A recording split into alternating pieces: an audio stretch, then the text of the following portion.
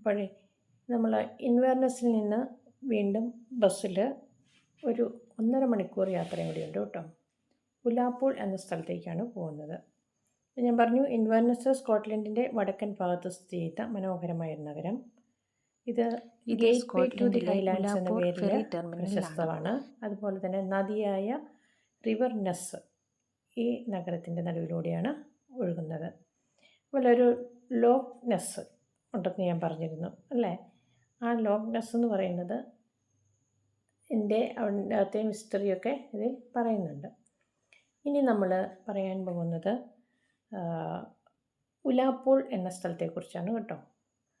ഏകദേശം നമ്മുടെ ഉലാപ്പൂൾ ഇൻവേർനസിൽ നിന്ന് ഉലാപ്പൂളിലേക്ക് എത്തുകയാണെങ്കിൽ എനിക്ക് തോന്നിയ ആ ജിയോഗ്രഫിക്കൽ ഇതെന്ന് പറയുന്നത് നമ്മുടെ ലഡാക്കുമായിട്ട് ഏകദേശം ബന്ധപ്പെട്ട ഒരു ഭാഗമായിട്ട് തോന്നും.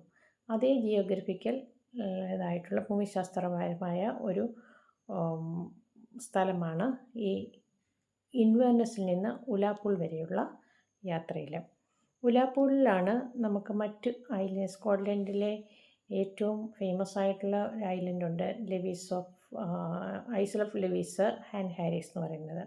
അപ്പോൾ അങ്ങനെയുള്ള ചെറിയ ദ്വീപുകളിലേക്ക് പോകണമെങ്കിൽ ഈ ഉലാപ്പൂളിൽ നിന്ന് ഫെറി സർവീസ് ഉണ്ട്.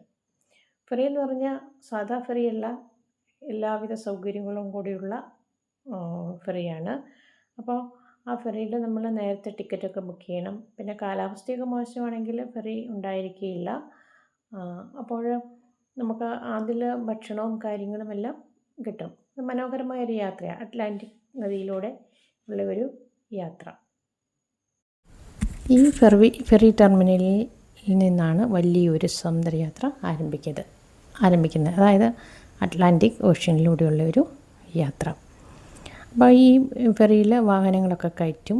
അതുപോലെ തന്നെ സീറ്റിങ്ങും കഫേയും വലിയ വിൻഡോസ്, പുറത്ത് കടൽ, അകത്ത് സുഖകരമായ യാത്ര. അപ്പോൾ നമുക്ക് ഭക്ഷണമൊക്കെ കിട്ടും.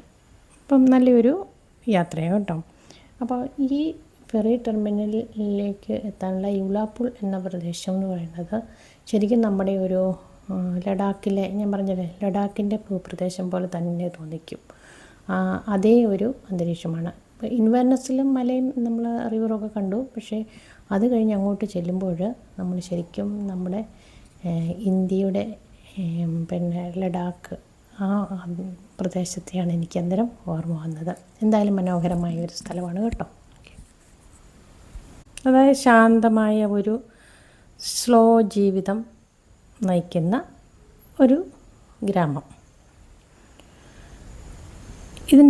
ഈ ഉലാപ്പൂളിൻ്റെ ഏറ്റവും പ്രധാനപ്പെട്ട ഭാഗമെന്ന് പറയുന്നത് ഇവിടുത്തെ ഫെറി പോർട്ട് തന്നെയാണ്. അതായത് ഐസൽ ഓഫ് ലെവീസിലേക്കും അതുപോലുള്ള ചെറിയ ദ്വീപുകളിലേക്കും ഒക്കെ പോകുന്ന ഒരു ഗേറ്റ് വേ ആണ് ഈ ഉലാപ്പൂൾ ഫെറി പോർട്ട് എന്ന് പറയുന്നത്. ഹൈലാൻഡ്സിൽ നിന്ന് ദ്വീപുകളിലേക്ക് പോകാനുള്ള ഒരു മെയിൻ കണക്ഷനാണ് ഈ ഉലാപ്പൂൾ ഫെറി ടെർമിനൽ. അപ്പോൾ ഈ ഫെറി എന്ന് പറയുന്നത് നല്ല ഫൈയുള്ള ആണ് കേട്ടോ. അതിൽ ഫുഡും കാര്യങ്ങളും എല്ലാം കിട്ടും, വാഹനങ്ങൾ കൊണ്ടുപോകാം, അങ്ങനെയുള്ള സൗകര്യങ്ങളോട് കൂടിയതാണ് ഈ ഫെറി എന്ന് പറയുന്നത്. അപ്പോൾ ഇത് ഏത് കമ്പനി എന്ന് പറയുന്നത്, ഇതിൻ്റെ ഓപ്പറേറ്റർ എന്ന് പറയുന്നത് കാലഡോണിയൻ മാക്ബ്രയൻ എന്ന് പറയുന്ന ഫെറി ഓപ്പറേറ്റേഴ്സാണ്. അപ്പോൾ ഒരു ദിവസം 2-3 സർവീസുകളൊക്കെ ഉണ്ടാകും. ഏകദേശം 2.5-3 മണിക്കൂറോളം എടുക്കും ഈ ഉലാപ്പൂൾ ഫെറി പോർട്ടിൽ നിന്ന് മറ്റ് ദ്വീപുകളിലേക്ക്, അതായത് Stornoway, Harris and Lewis എന്നുള്ള അവിടേക്കൊക്കെ എത്തിപ്പെടാനായിട്ട്. പിന്നെ മോശം കാലാവസ്ഥയൊക്കെ ആണെങ്കിൽ ചിലപ്പോൾ പിന്നെ ഫെറി നിർത്തലാക്കുകയും ചെയ്യും.